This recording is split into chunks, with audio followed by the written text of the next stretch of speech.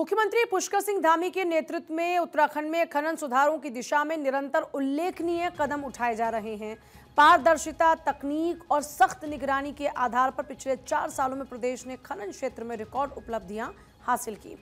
इसी का नतीजा है कि केंद्र सरकार द्वारा जारी ताजा रिपोर्ट में उत्तराखंड ने लघु खनिज सुधार में उल्लेखनीय प्रदर्शन करते हुए देश में दूसरा स्थान प्राप्त किया, जिसके आधार पर उत्तराखंड को 100 करोड़ की प्रोत्साहन राशि प्रदान की जाएगी।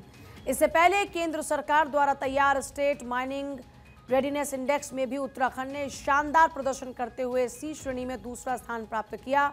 इस उपलब्धि के आधार पर भी उत्तराखंड को केंद्र सरकार से 100 करोड़ की प्रोत्साहन राशि मिलेगी। इस प्रकार दोनों श्रेणियों में उत्कृष्ट प्रदर्शन के चलते राज्य को कुल 200 करोड़ की प्रोत्साहन सहायता प्राप्त होगी, जो खनन क्षेत्र में धामी सरकार के सुधारों और कड़े निर्णयों की बड़ी उपलब्धि मानी जा रही है।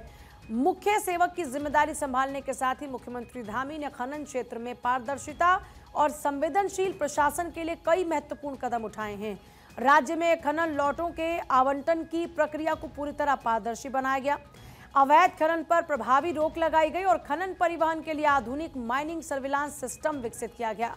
डिजिटल मॉनिटरिंग के माध्यम से खनन गतिविधियों की ट्रैकिंग और निरीक्षण को सुदृढ़ किया गया।